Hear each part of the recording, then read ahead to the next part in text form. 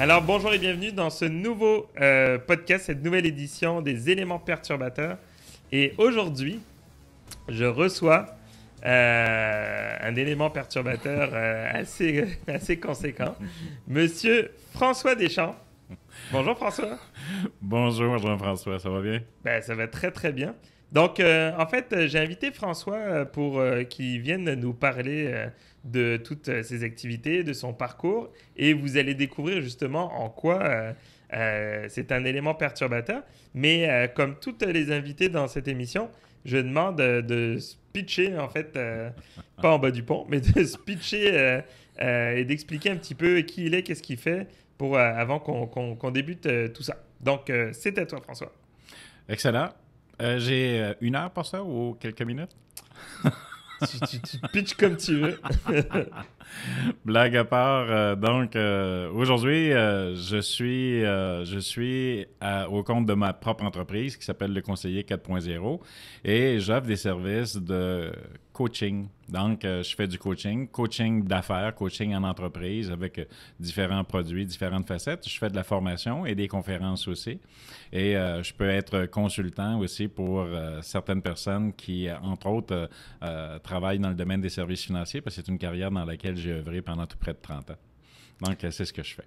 Alors, première question pour toi. C'est quoi pour toi un élément perturbateur? Et j'ai pas dit c'est qui. J'ai bien dit c'est quoi. Ben, je te dirais qu'avec tout mon parcours de vie, l'expérience que j'ai, tu m'aurais posé la même question à l'âge de 18 ans, puis aujourd'hui, où j'en ai à peine 38. Là.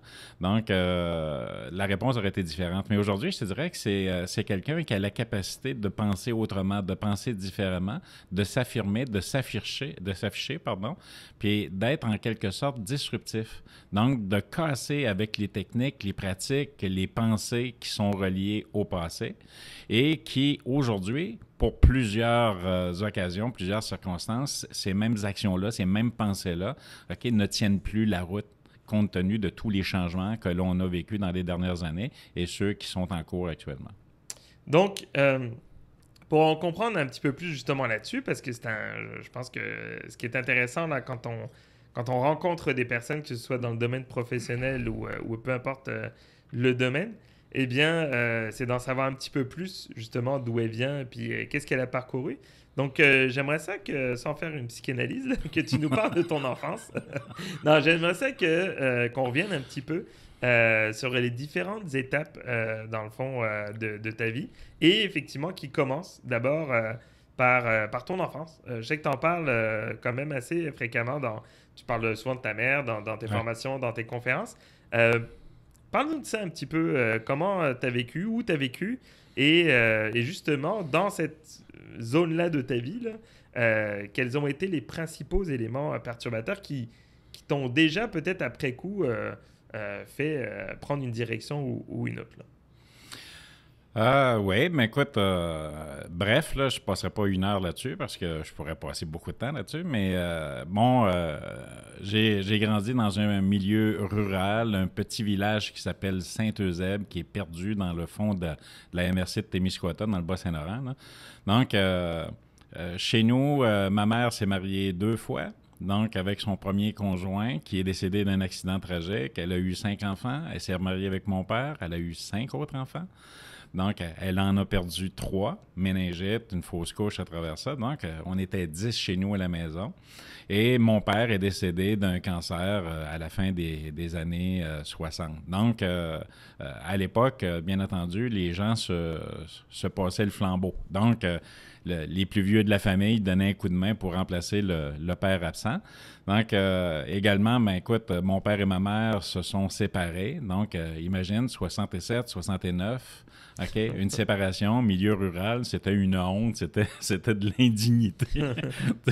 C'était scandaleux. Donc, mais tu sais, ça fonctionnait pas dans la relation de couple. Puis, aussi, autour de chez nous, mais c'était pauvre, là, c'était très pauvre. Pour prendre une joke de Yvon Deschamps, qui disait dans un de ses monologues. C'était tellement pauvre chez nous, même les rats allaient manger ailleurs. Oui, effectivement. Donc, c'est ça, c'était pas riche. Puis bon, on a vu beaucoup de situations, d'atrocités, bon, des familles défavorisées, des enfants mourir de faim à côté de chez nous. Là. Chez nous, je fais une blague, là, mais on manquait pas de nourriture, on manquait pas de rien, mais c'était pas très riche. Donc, j'ai grandi là-dedans. Et comme mes frères grandissaient, se mariaient, quittaient la maison, bien, à un moment donné, c'est moi qui ai pris la relève. Donc, je suis entré sur le marché du travail, j'avais 17 ans. J'avais même pas terminé mes études secondaires. OK, j'avais des job-ins du travail Fallait pour que tu pouvoir t'occupes. donner un coup de main à la maison. Donc, je te dirais que ça, c'est une phase qui m'a marqué. Puis tout ce qui... ça vient me toucher beaucoup de tout ce qui est violence, tout ce qui est maltraitance, tout ce qui est chicane, chamoyage, discorde, dispute, etc. Donc, ça, c'est quelque chose qui m'a toujours suivi. Donc, ça explique fort probablement pourquoi je fais du coaching aujourd'hui puis que j'aide les gens à sortir de certains marasmes. Hein. Mais ça a été quelque chose de marquant pour moi. Et on parle pas d'une...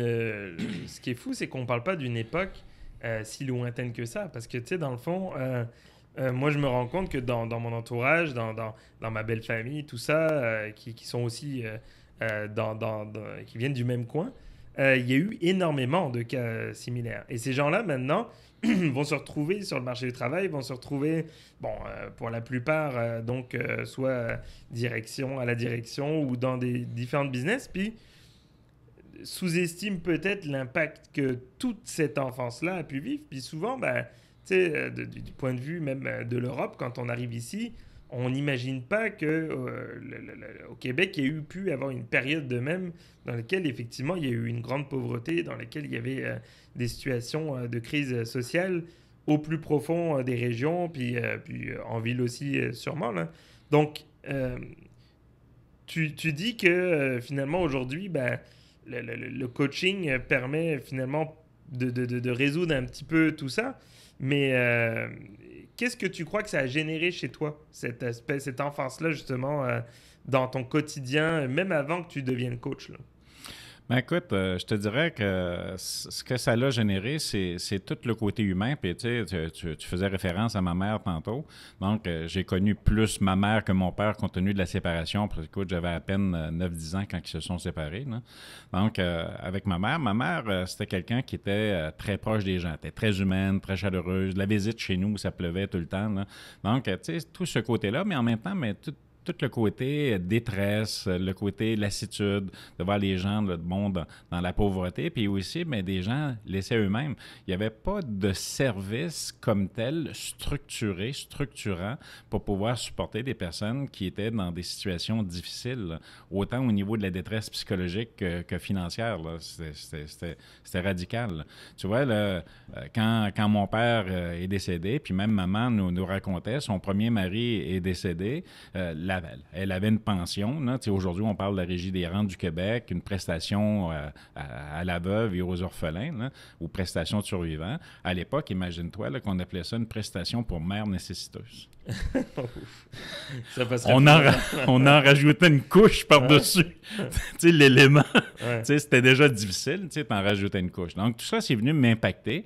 Puis, bien entendu, écoute, je suis quelqu'un qui me considère de très humaniste, très dans l'approche relationnelle avec les gens. Je parle souvent, puis je développe autant que je peux à chaque jour l'intelligence émotionnelle, de m'arrêter, de penser, de regarder les gens.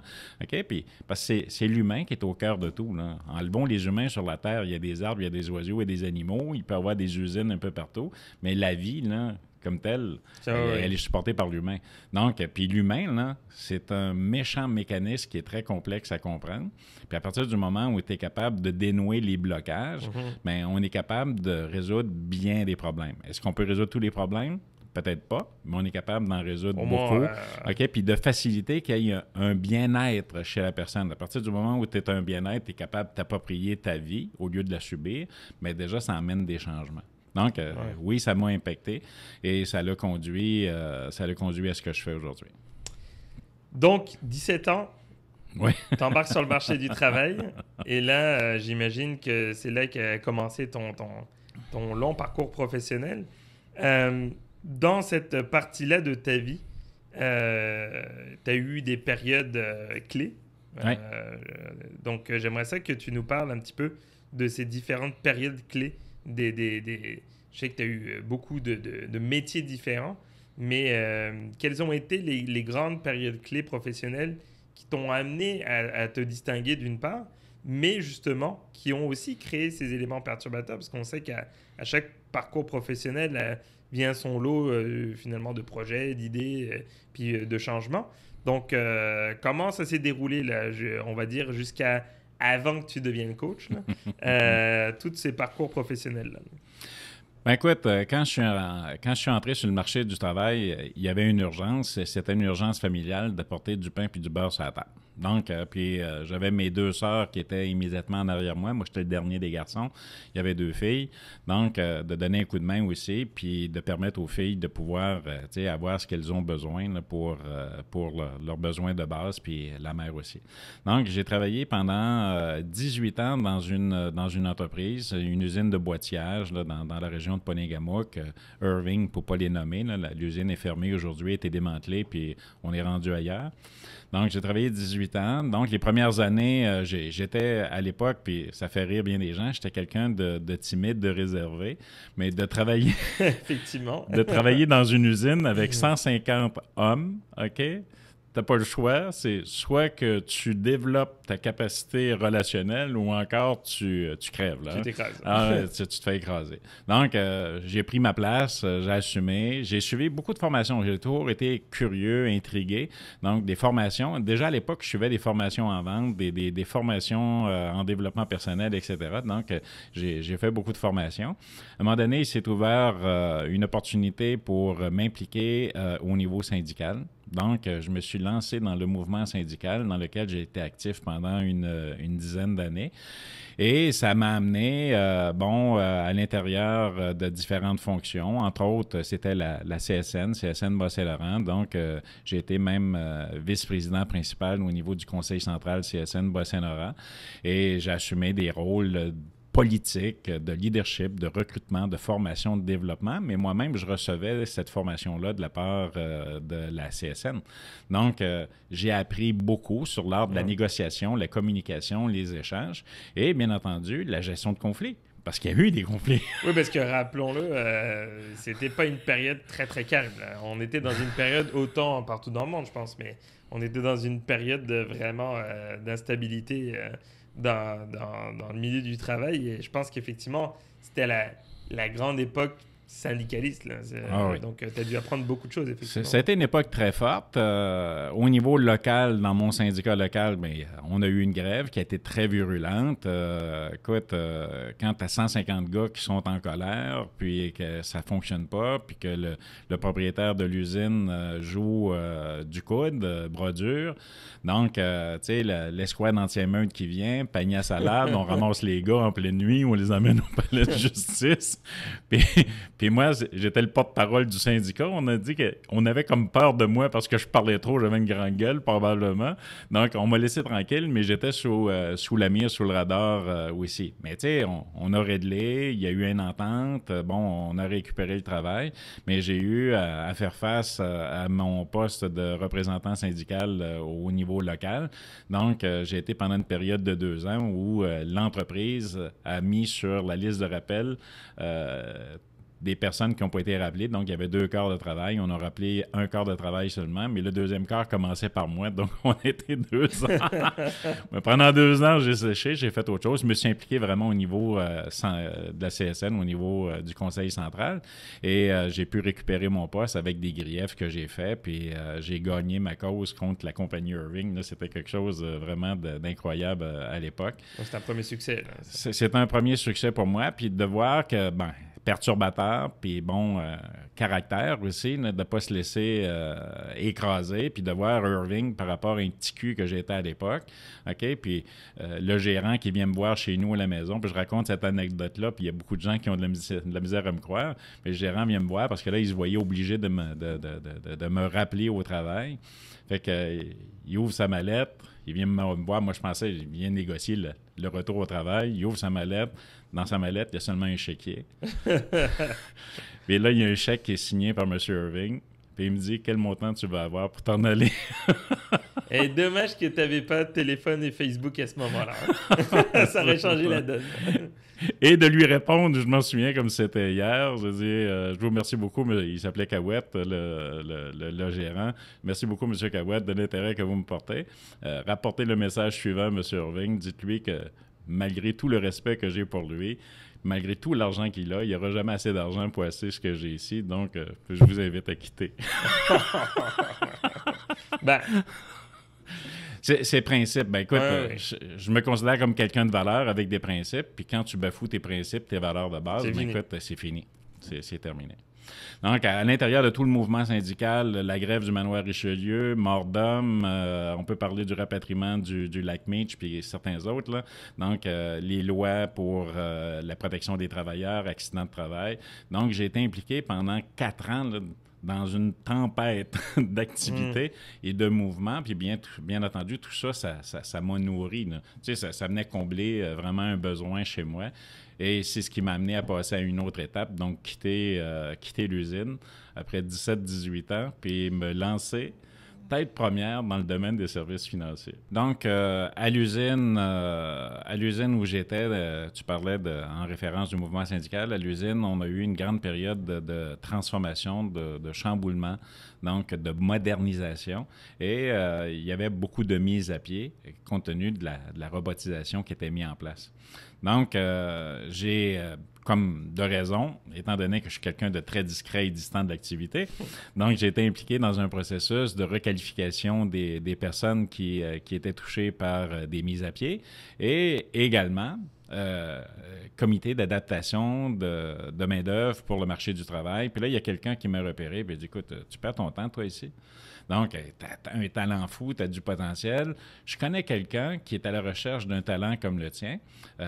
Permets-moi de te mettre en relation avec la personne, puis tu verras par la suite qu'est-ce qu'il y a à te proposer et à t'offrir. C'est comme ça que ça a commencé.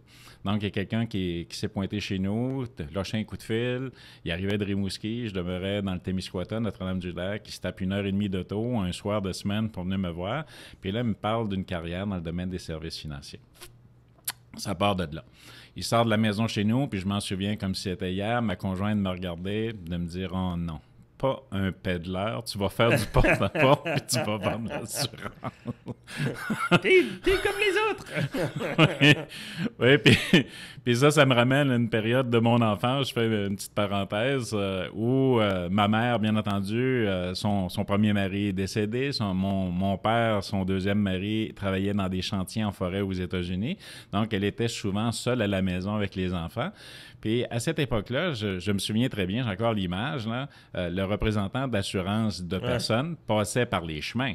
Il n'y avait pas de système de prélèvement bancaire autorisé à l'époque. On parle des années 60, pas de système de prélèvement bancaire autorisé. Puis les gens payaient le prime d'assurance vie, d'assurance santé. Il y en a qui payaient à la semaine, d'autres au mois, 2 mois, 3 mois. Donc, le représentant d'assurance, le courtier, le pédaleur en question, ben, il était toujours sur la route en train d'aller solliciter les gens pour recueillir les primes puis les retourner à l'assureur.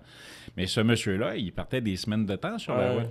Donc, il faisait du porte-à-porte, l'image du tannant de l'achalant. Puis en plus, le monsieur qui venait chez nous, il aimait beaucoup les femmes et surtout les femmes des autres.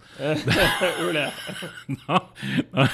Quand il venait à la maison, on restait dans le bout du rang. Maman le voyait arriver dans le rang, on se dépêchait, montait à la course dans le garde-robe de la chambre d'en haut. Parce qu'elle chef, elle dit « Les enfants, Didi, je suis pas là. » Donc, à l'image m'est revenue dire « Oh boy! » Et finalement, mais j'ai passé par-dessus les tabous puis les images que j'avais. Je parlais d'être disruptif tantôt, de penser autrement. Je suis passé par là-dessus. Par curiosité, j'ai avancé, j'ai progressé. J'ai trouvé ça hyper intéressant de rendre service aux gens, de les accompagner, de faire une différence dans leur vie. Puis je pourrais te raconter plein d'anecdotes où j'ai fait une différence vraiment énorme dans la vie des gens par les conseils puis les solutions que j'ai apportées dans différentes situations familiales. Donc, mais tout ça, ça a été wow. Tu sais, je me sentais bien, puis vraiment dans une relation d'accompagnement, une relation d'aide, de support aux gens. Et ce que je te disais précédemment, mais lui-même a toujours attiré. Donc, c'était une étape de plus. Et à l'intérieur de cette entreprise-là, mais j'ai eu beaucoup de formations, accès à beaucoup de formations sur le leadership, développement des compétences, d'agilité, etc. Donc, j'étais tout le temps en formation. Il n'y a pas une année où je n'avais pas de formation, je ne m'inscrivais pas sur un programme quelconque pour avancer puis développer. Donc, ça t'a permis de rattraper, j'imagine aussi, le côté, le fait que tu aies arrêté l'école assez rapidement pour travailler, de reprendre un peu le processus d'apprentissage, finalement. Parce que, tu sais, avec humour, on voit des fois là, sur des pages, sur les réseaux sociaux, je suis allé à l'université de la vie, mais dans mon cas, ça a été l'université de la vie. Pas uniquement la vie. La vie m'a beaucoup choyé. Tu sais, j'ai été choyé dans ma vie. Là. Donc, jusqu'à ce jour. Là, aujourd'hui, avec toi, tu me bombardes. Ça y est, c'est terminé. Mais j'ai été beaucoup choyé dans la vie. Je me qualifie d'une personne qui a été vraiment très opportuniste. Mais en même temps, comme je mentionnais à plusieurs reprises depuis tantôt, j'ai jamais arrêté d'étudier, d'apprendre, de lire des livres, des magazines, des revues, des émissions de science-fiction, des émissions télé-réalité, ça m'intéresse pas, mais documentaires, tu sais, puis je suis constamment en mode apprentissage. Donc, le gros mollusque entre les deux oreilles, là, il est sollicité, il fonctionne beaucoup. Puis tu as transformé, on va se le dire, là, en tout cas, c'est ce qu'un coach en neurosciences m'aurait dit, tu as transformé des croyances en opportunités. C'est-à-dire que le fait d'avoir la croyance qu'effectivement le métier d'assureur qui était vraiment avec une image assez spéciale, là, toi, tu l'as transformé en opportunité parce que tu voulais découvrir et voir jusqu'où tu pouvais aller là-dedans, quoi.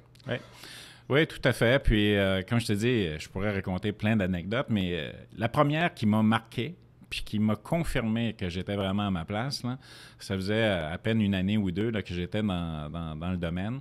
Puis, je me souviens très bien, je reçois un appel du siège social où j'étais rattaché, là, le bureau où j'étais rattaché, pour dire, mais écoute, on a un client orphelin qui n'est pas tellement loin de chez toi, il a besoin de conseils, de services, fait que je m'en vais rendre visite, petite famille qui m'attend. Monsieur dit, moi puis ma femme, c'est tout correct, mais on a notre garçon qui a 18 ans, là, puis c'est le temps qu'il prenne ses affaires en main. Donc, c'est le temps pour lui là, qu'il se prenne une police d'assurance vie. Donc, parle avec le petit gars, puis je vois encore la madame en train de faire sa vaisselle en arrière de moi, puis là, je suis en train d'y expliquer les différents produits, puis les différentes modalités aussi. Puis là, elle me lance une boutade, parce que les assureurs-vie, elle les avait un peu en adversion. Donc, elle me lance une boutade, elle dit « C'est ça, vous autres », elle dit, les assureurs, c'est toujours beau, c'est toujours bon. Fait que là, ça m'avait pincé, puis du tac au tac, j'ai répondu, « Bien, vous savez, madame, quand on vient voir les gens, souvent, on passe pour des héros. Mais quand on apporte un chèque, on passe pour un héros. » Ouais, c'est exactement ça, en plus. Et une année plus tard, j'allais porter le chèque. Je ne savais pas. Ça m'a marqué. Je suis allé porter le chèque, mais avant, le petit gars, j'ai appris que, bon, il y avait un cancer maximillaire. Il ne voulait pas mourir à l'hôpital, il voulait mourir chez eux. Modalité à l'intérieur du contrat d'assurance, on a pu payer 50% du capital assuré du vivant, ce qui a permis d'avoir des soins appropriés pour le petit gars à la maison. OK? Puis le restant du règlement, mais au décès du petit gars. Puis ces gens-là, à chaque fois que je les revoyais, là j'étais le héros. Mais je pensais jamais, en lançant cette boutade-là, que ça allait en arriver à ça. Et là, ça a confirmé mon choix. J'avais plus de doute dans la tête. Ouais. Peu importe ce que les gens disaient, un vendeur d'assurance, un peu de l'art, ça me passait 10 pieds par-dessus la tête. Mais tu vois l'image que je racontais précédemment de ma mère qui allait se cacher, ma conjointe qui disait, non, pas un peu de l'art. Donc, cette image-là, la croyance, là, à souhaiter. Le métier, le métier aussi a changé dans son ensemble. Je pense que le métier est passé aussi de collecteur à conseiller et ça aussi, ça a joué là-dedans. Donc, ça veut dire que, dans le fond, ta deuxième grande expérience professionnelle qui a duré 25 ans. 25 ans, donc qui a fait partie de tout ton cheminement. On est arrivé à son paroxysme, on va dire ça comme ça, qui t'a amené à ce que tu es aujourd'hui.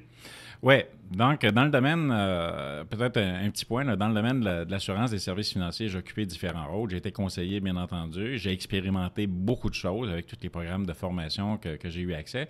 Mais ce qui a toujours été important pour moi, c'est la relation avec le client. Puis, sans me vanter, j'ai toujours eu beaucoup de succès dans les relations avec les clients. Puis, tu sais, c'était comme naturel chez moi. Comme c'est naturel de parler, comme c'est naturel de m'exprimer. Puis certaines personnes, ça va être plus difficile de trouver des mots justes, OK, de créer le lien de confiance. Mais pour moi, c'était naturel chez moi. Bon, CSN que je parlais tantôt, négociation, communication, relation, bien écoute, ça a servi. Donc, toutes les formations que j'ai faites, toutes les expériences m'ont servi jusqu'à ce niveau-là. Donc, j'ai expérimenté différents rôles à l'intérieur de l'entreprise. Et j'ai eu des rôles de manager, j'ai eu des rôles de directeur. Je suis parti de Notre-Dame-du-Lac pour aller à Rimouski, pour me retrouver à Rivière-du-Loup, Montmagny, Québec, et j'ai terminé ma carrière dans le domaine à Blainville. Donc, tu sais, ça a été wow, là, tu sais, beaucoup, beaucoup d'apprentissage. Puis à un moment donné, mais j'ai atteint mon plafond. J'ai atteint mon plafond. Ce qui s'est produit, c'est qu'il y a eu une situation conflictuelle avec un de mes patrons. Et on n'était pas alignés. Il y a eu beaucoup de transformations à l'intérieur de cette entreprise-là. L'entreprise initiale pour laquelle je me suis rattaché, commencé à travailler, s'est transformée. L'entreprise s'appelait la Mutuelle du Canada, qui s'est démutualisée. Première grande compagnie d'assurance mutuelle au Canada à se démutualiser au début des années 90, mi-90. Donc, s'est démutualisée pour devenir une compagnie à action. On a, pendant ce temps-là, Mutuelle du Canada a acheté les activités canadiennes de la métropolitaine. On a acheté également les activités canadiennes de la prudentielle d'Angleterre. Donc, acquisition, fusion, valeur, constat, échange, modèle d'affaires, modèle de formation. Ça a éclaté. Là. Pendant 5 ans, c'était un bombardement répétitif. Tout ça pour arriver avec une nouvelle entité aujourd'hui qui s'appelle la Financière Sun Life, qui est une excellente entreprise, une excellente compagnie. Sauf que le modèle d'affaires puis les valeurs de la compagnie n'étaient pas compatibles avec les miennes, qui m'avaient fait adhérer au programme initial de Mutuelle du Canada initialement. Donc, on ne peut pas s'obstiner. Bon, on peut pas. On peut toujours. On peut y laisser notre santé, puis notre santé physique, notre santé morale. Mais quand j'ai vu que les valeurs ne concordaient pas aux miennes, puis que, bon, on était dans une situation de conflit, c'est ce qui m'a amené à quitter l'entreprise, puis à lancer ma propre entreprise en coaching. Dans tous les aléas que tu as pu connaître, puis bien sûr, tu n'es pas rentré dans le détail. Là, pour les personnes qui souhaitent avoir le détail, ben, vous rencontrerez François directement. Ça va lui faire plaisir qu'il vous raconte tout ça. Comment tu vois, comment tu as interprété tous ces éléments perturbateurs? Comment tu as fait pour que tout au long de ta vie, tu as pris un événement, qu'il soit positif ou négatif, puis que tu l'as mis à ton avantage, que tu l'as transformé avec, on a compris ces différents éléments de parcours, qu'il a dû arriver des situations où tu t'es remis en question, tu t'es posé comme tout le monde. Mais comment tu as construit une méthode ou interprété ces événements pour après ça les construire ou les créer ou des opportunités qui t'ont permis d'avancer par la suite là? Bien, tout d'abord, merci pour ta question. Parce que pour moi, une question, c'est un cadeau. Donc, tu me fais un beau cadeau. C'est Noël, ça fait plaisir. Ça fait un beau cadeau, mais blagues à part, tout en discutant ce matin, on peut revoir le fil de notre vie, mais quand on le revoit, dans un cadre de discussion, d'échange, des fois, ça fait popper, ça fait émerger des choses. Donc, ta question est très bonne et très pertinente. En faisant le lien là, avec mon enfance, ce que je disais tantôt, ce qui a été perturbant, là, la pauvreté, la violence, la misère, faut le dire, là, la misère, tout ça, là, c'est venu popper, c'est venu me chercher. Puis, quand j'ai pris le marché du travail, pour moi, c'était, écoute, c'est d'entrer de l'argent, OK? Honnêtement, dignement, puis de faire en sorte qu'on puisse avoir accès à nos frais de subsistance. Donc, tu sais, face à la médiocrité, face à la pauvreté, il y a des personnes qui peuvent refouler par en dedans, puis diverger, puis on va entendre des gens qui vont s'en aller peut-être dans la consommation d'alcool, de drogue, puis le vie va prendre le bas. Moi, ça a eu un autre effet. Ça a eu l'effet de, regarde, grouille-toi le grand, bats-toi les fesses, avance, t'es capable, go, go, go. Puis je me suis jamais posé de questions. J'ai toujours, je dirais, probablement une de mes grandes forces, c'est le niveau d'estime et de confiance que j'ai en moi, en mes moyens. Même si je n'ai pas tous les certificats, tous les diplômes universitaires du monde, je crois en moi, j'ai confiance en moi, puis je suis mon intuition. Donc ça, c'est quelque chose qui est très fort chez moi, là. Il y a une petite voix à l'intérieur qui me parle, qui me dit « Go, vas-y, je vais y aller ». Parce que trop se poser de questions, bien là, on entre très souvent dans la procrastination, puis dans l'analyse qui paralyse. Donc ça m'a amené là. Maintenant, mais toutes les situations conflictuelles que j'ai vécues chez nous, à la maison, puis autour de chez nous, les familles avoisinantes, mais écoute, quand je suis rentré sur le marché du travail, je parlais de l'implication au niveau syndical, mais écoute, ça m'a amené à dire, regarde, trouve les moyens là, de ne pas subir ces événements-là, ces activités-là qui viennent te perturber, te déranger. Donc, botte-toi les fesses, prends de la place qui est là. Il y a de la place, il y a de l'espace, là. Prends cette place-là, puis va apprendre comment faire pour gérer les situations de conflit, comment faire pour améliorer la communication, les relations entre les personnes. Donc, mon implication syndicale à l'intérieur de l'usine où j'étais, c'est ce que ça m'a permis de faire. Donc, d'apprendre, puis de désapprendre des choses que je croyais. Tu parlais des croyances tantôt comme étant, ad vitam aeternam en place, mais de démolir les plafonds de verre, de démolir les paradigmes, de démolir les barrières, puis d'aller plus loin. De faire en sorte que 1 plus 1, ça donne pas 2. 1 plus 1, là, ça donne 3, ça donne 4, ça donne 5, ça donne 10 si tu veux. Ça dépend comment tu vois là, les choses, puis comment tu ajustes ton mindset. Donc ça m'a permis beaucoup. Donc, de me surpasser, de me dépasser. Puis à l'intérieur de l'usine, à l'intérieur du mouvement syndical, mais ça m'a amené au domaine des services financiers. Donc, dans le domaine des services financiers, relation d'aide toujours.